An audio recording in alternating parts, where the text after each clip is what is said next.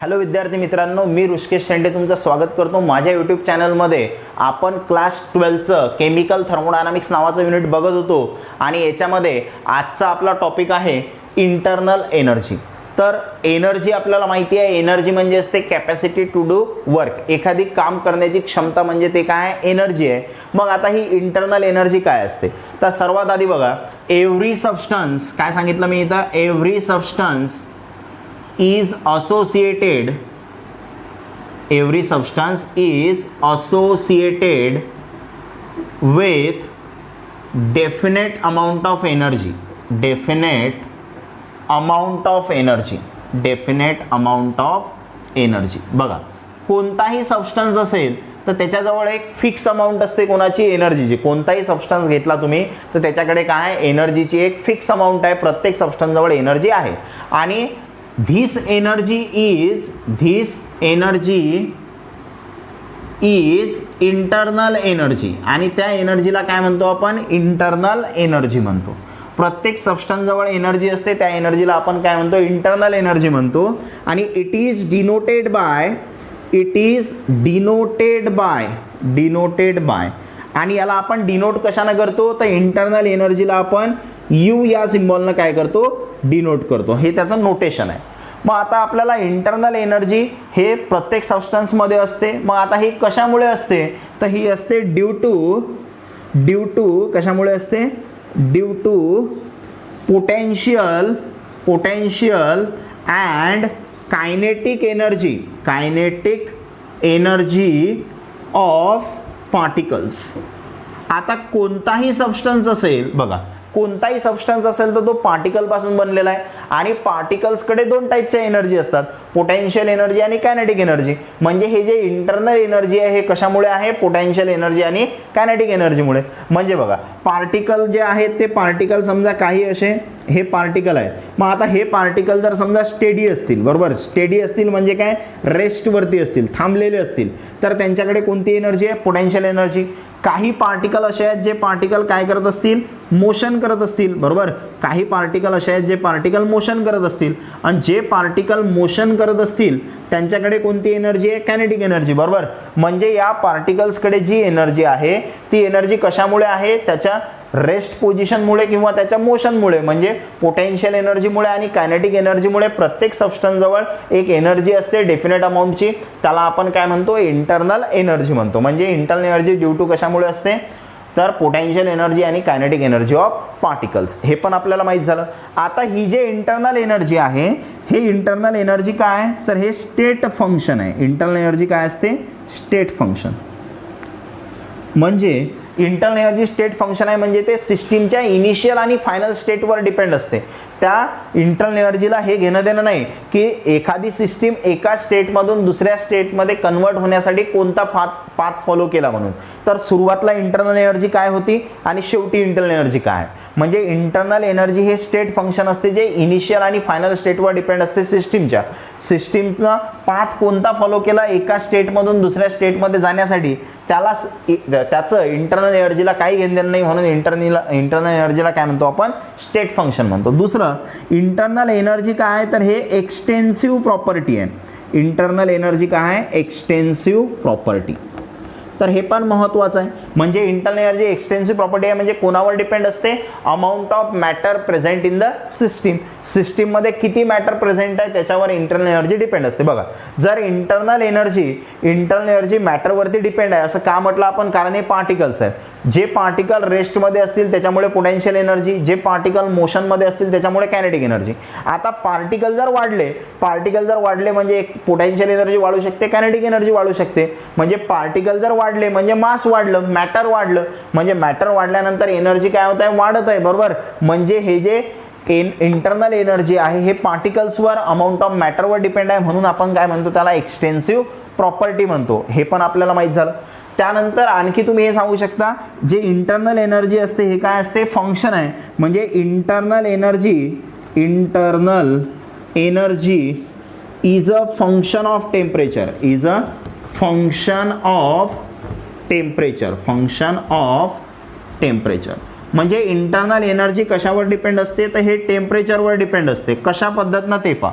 समजा हे तुमची सिस्टीम होती आणि या सिस्टीमचं काय केलं तुम्ही, या सिस्टीमचं टेम्परेचर वाढवलं. टेम्परेचर वाढवलं तर काय होणार आहे, हे जे पार्टिकल आहेत हे पार्टिकल मोशनमध्ये येतील.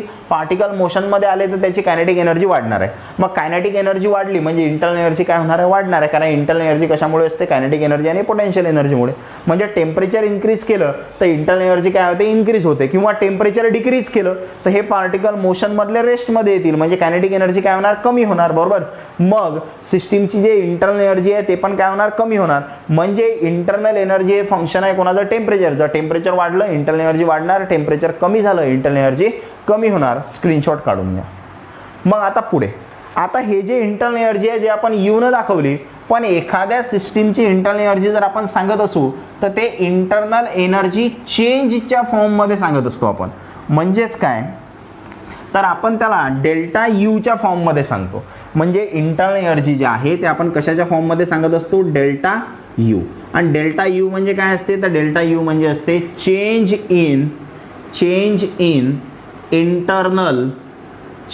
In internal energy.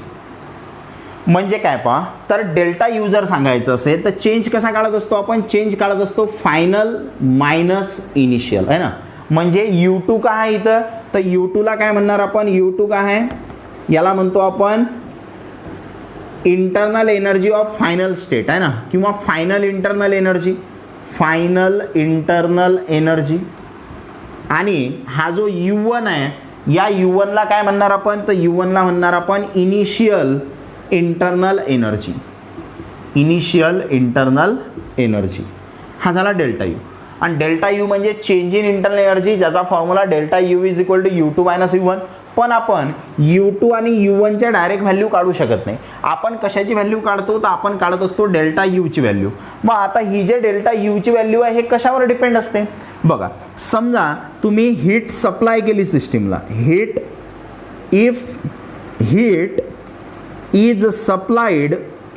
Is supplied to the system.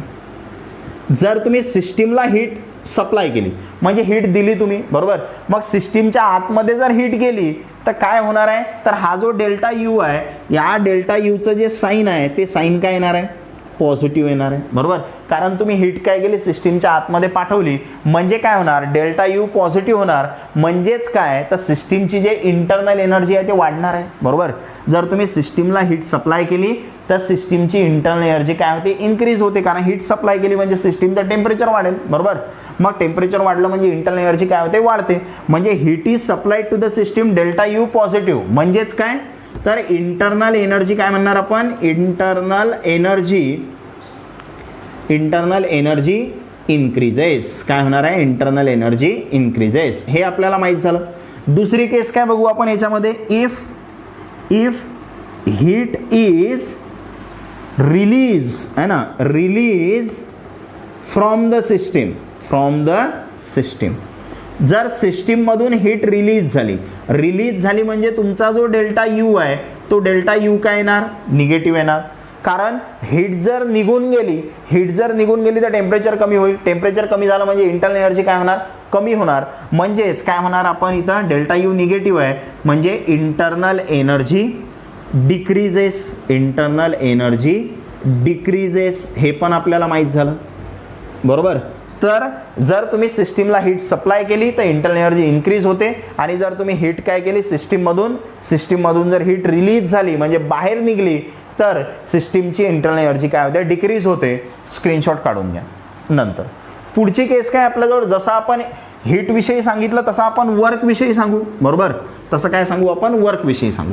मग आता वर्क विषयी काय येणार, जर सिस्टीमनं वर्क केलं समजा असं म्हटलं आपण, ठीक आहे. काय म्हटलं आपण, सिस्टीमनं वर्क केलं म्हणजे काय, तर इफ वर्क इज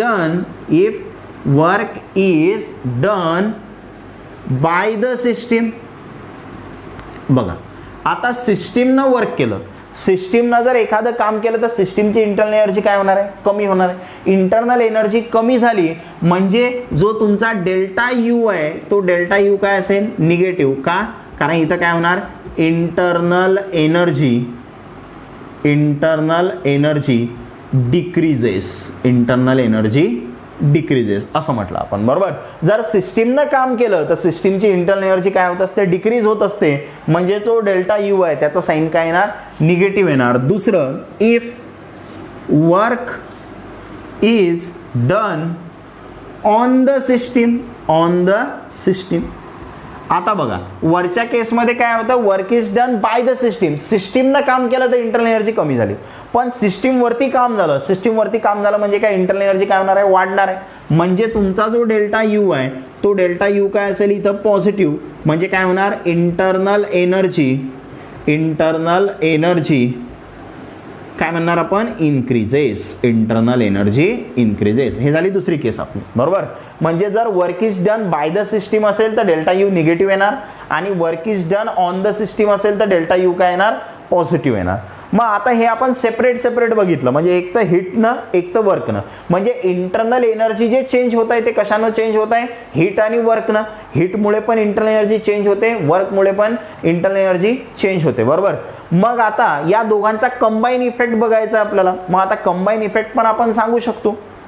म्हणजे जसं जर एखाद्या सिस्टीमनं वर्क पण केलं आणि त्याच्यामधली हीट पण रिलीज झाली असं जर म्हटलं आपण, बरोबर. म्हणजे काय, एक सिस्टीम आहे आपल्याजवळ, त्या सिस्टीमनं काय काम केलं पहा. तर दोन केसेस आहेत. पहिली केस काय केली तर work is done by the system. आणि दुसरी केस काय, हीट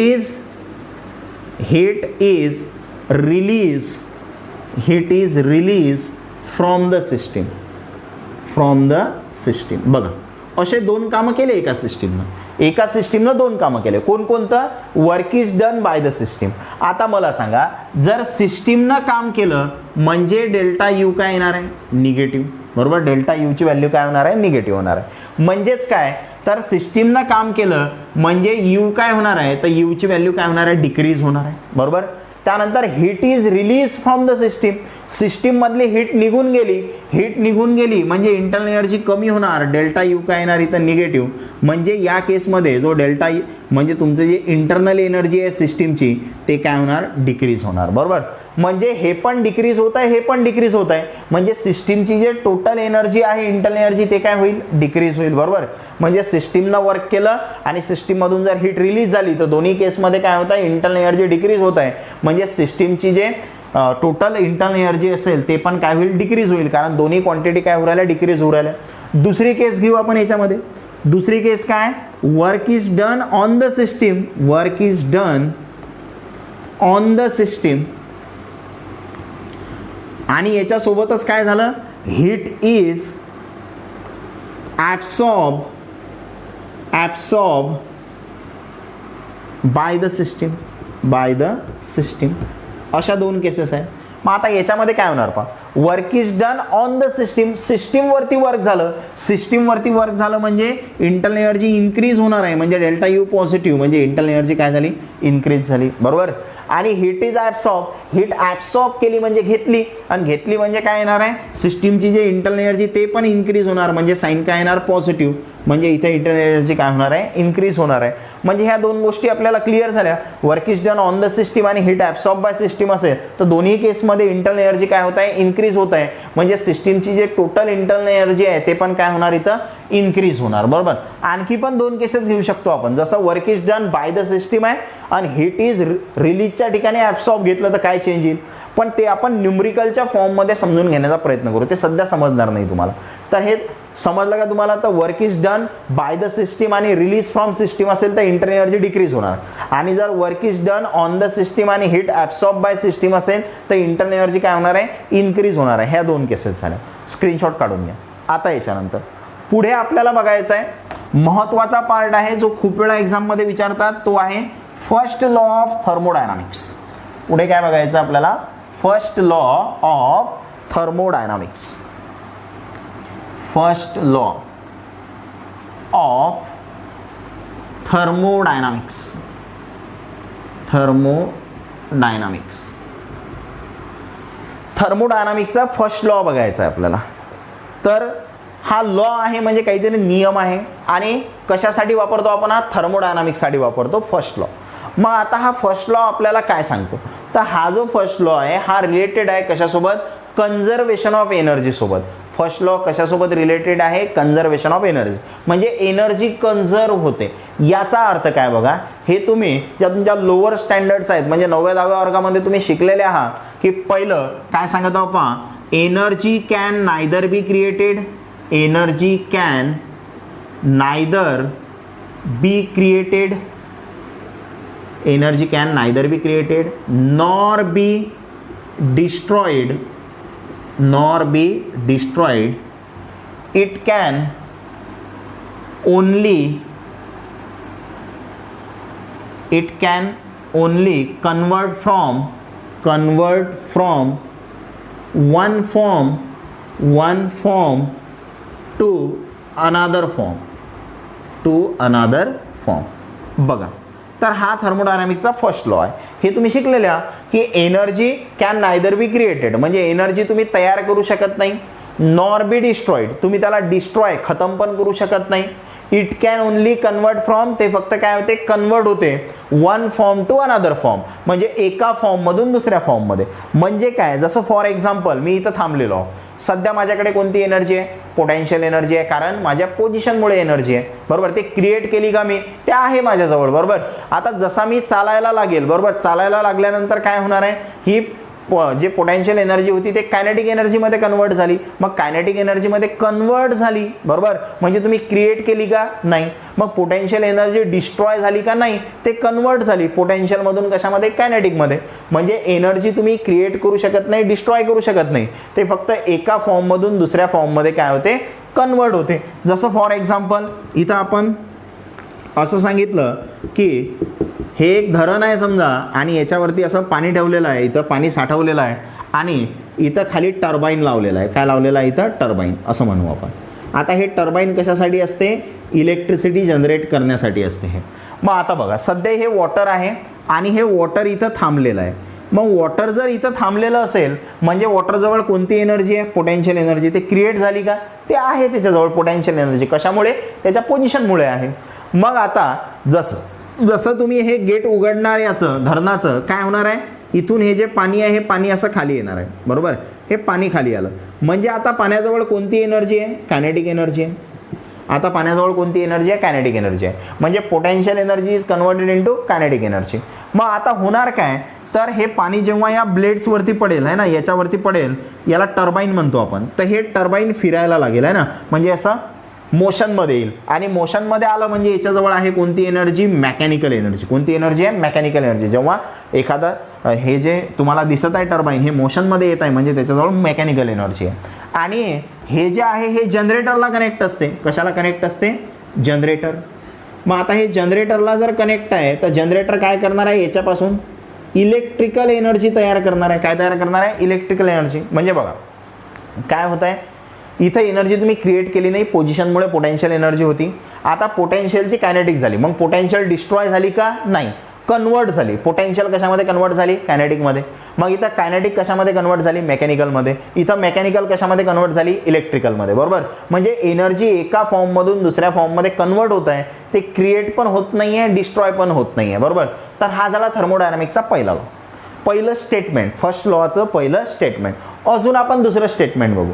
आता दुसरं स्टेटमेंट काय सांगते आपल्याला पहा, when one form of energy disappears and equivalent amount of another form of energy appears. बघा दुसरं स्टेटमेंट काय आहे, when one form of energy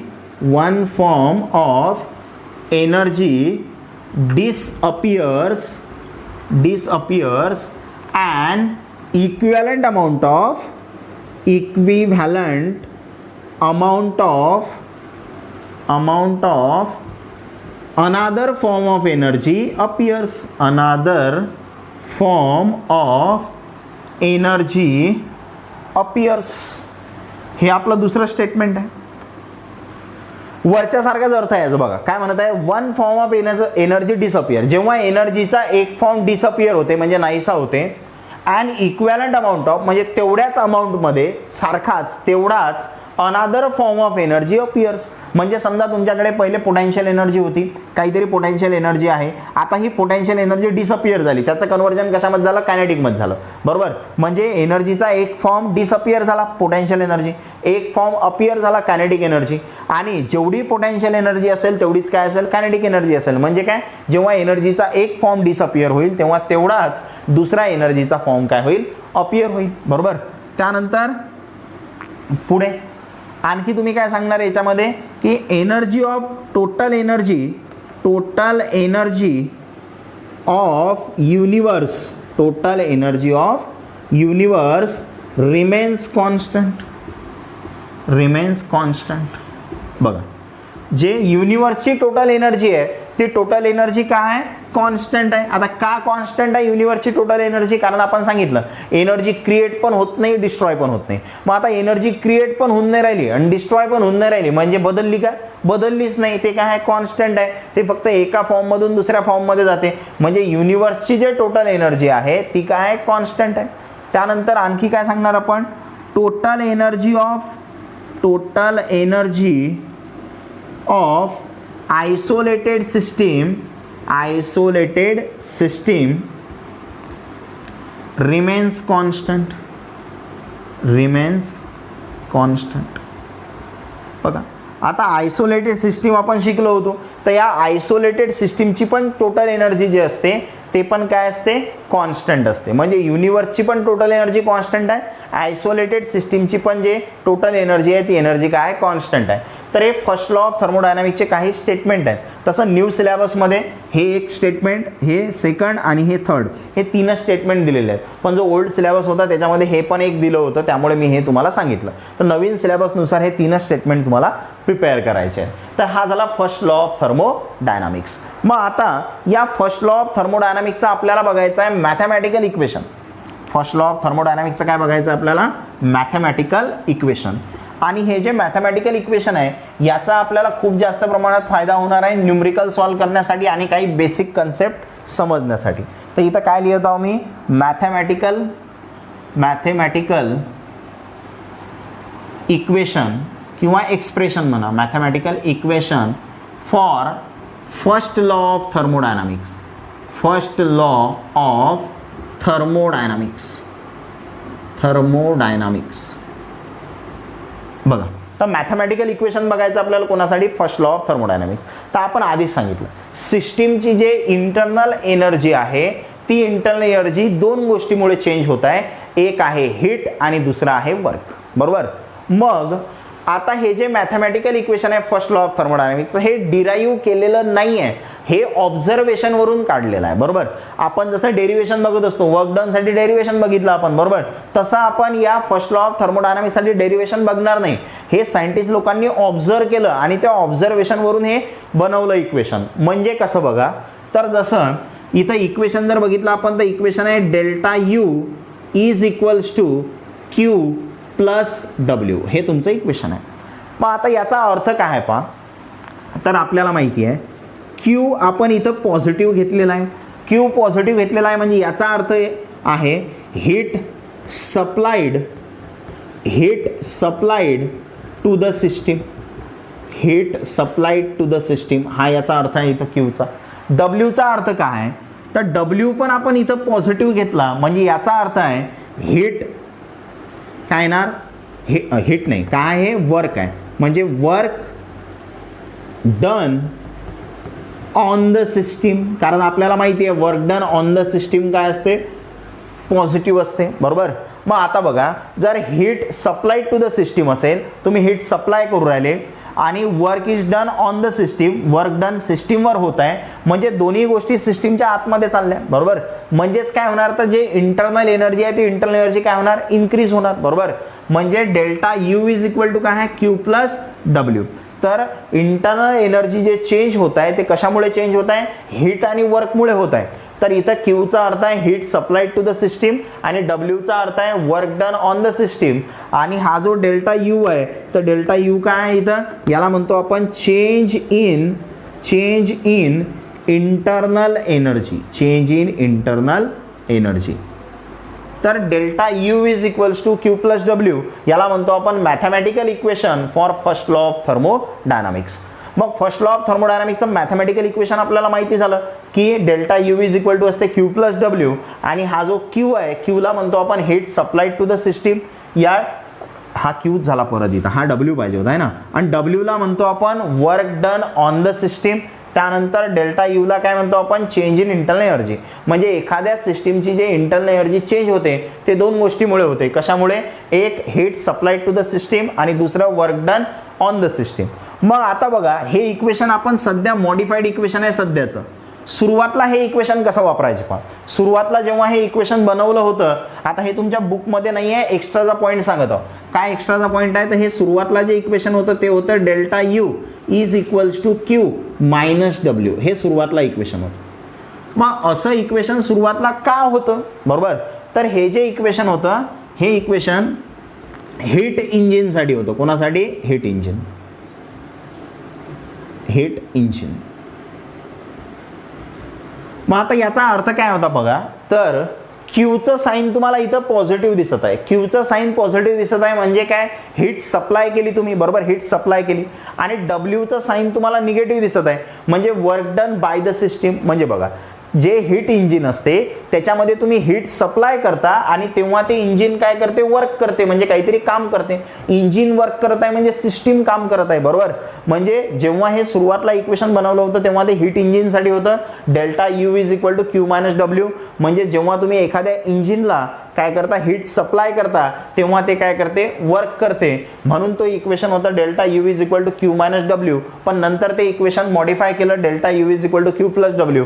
आता हे इक्वेशन युनिव्हर्सल आहे, कोणत्या सिस्टीमसाठी पण लागते. तर हे ध्यानामध्ये ठेवा. सुरुवातला हे होतं, आता हे आहे, बरोबर. जर तुम्ही नीट JEE स्टडी करत असाल तर त्याच्यामध्ये तुम्हाला विचारतील सुरुवातला कोणतं इक्वेशन होतं फर्स्ट लॉ ऑफ थर्मोडायनामिक्सचं, तर हे होतं. आणि सध्या हे आहे, हे आता युनिव्हर्सल आहे, हे कोणत्याही सिस्टीमसाठी इक्वेशन तुम्ही अप्लाय करू शकता, बरोबर.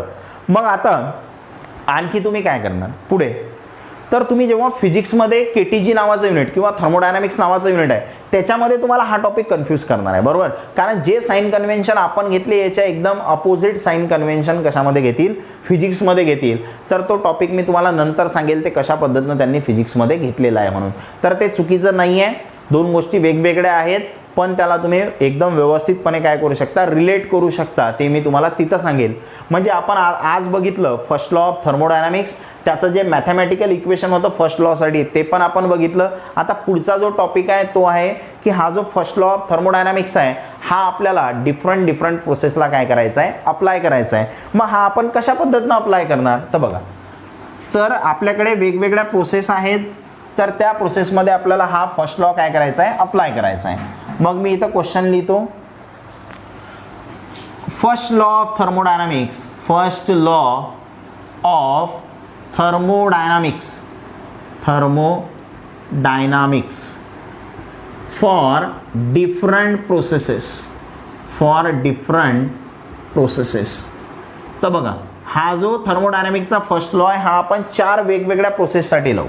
ज्याच्यामध्ये पहिली प्रोसेस आहे आपल्याजवळ आयसोथर्मल प्रोसेस. बघा आता जर आयसोथर्मल प्रोसेस असेल तर तुम्हाला आयसोथर्मल प्रोसेसविषयी काय माहिती आहे?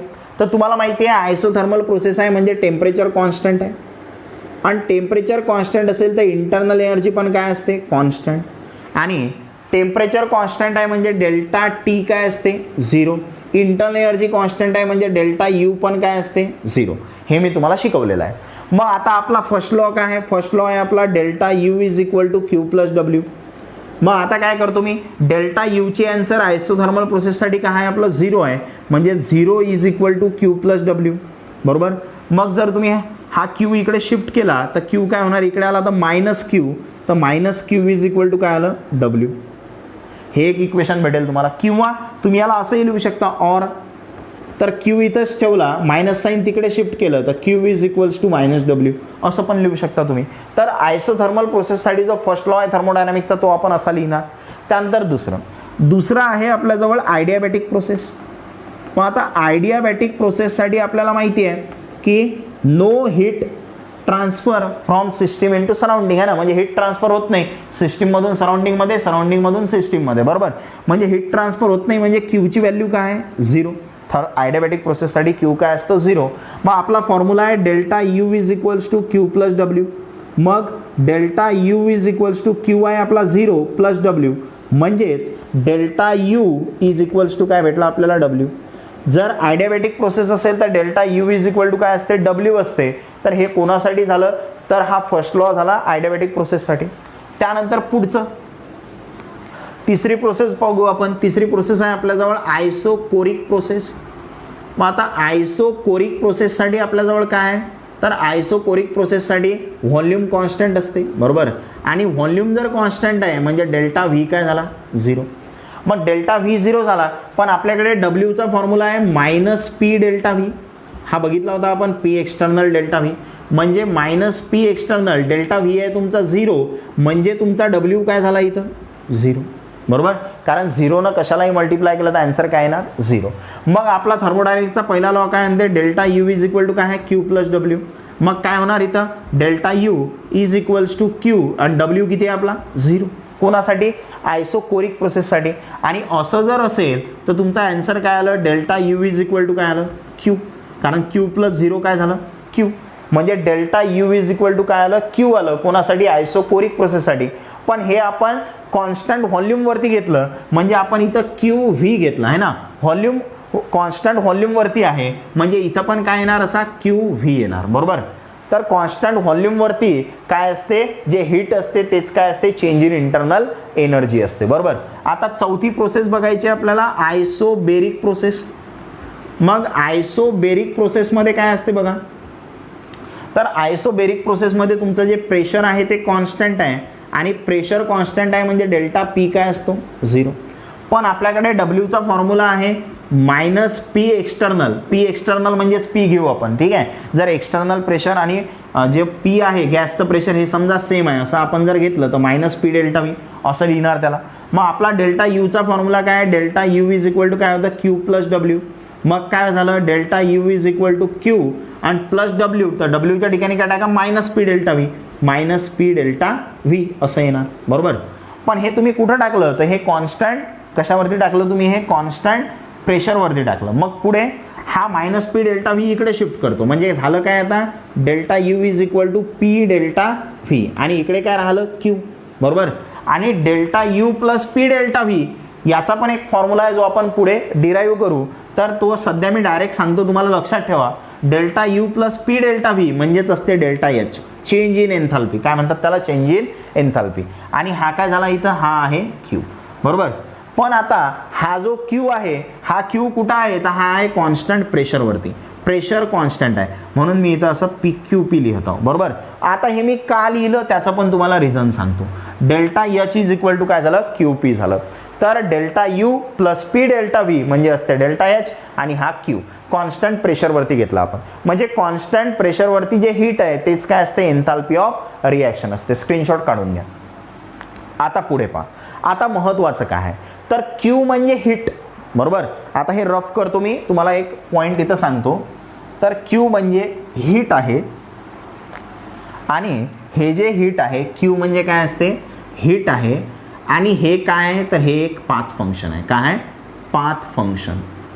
पण जर आता आपलं तिथं काय आलं आयसोकोरिक प्रोसेससाठी काय आलं फॉर आयसोकोरिक प्रोसेस.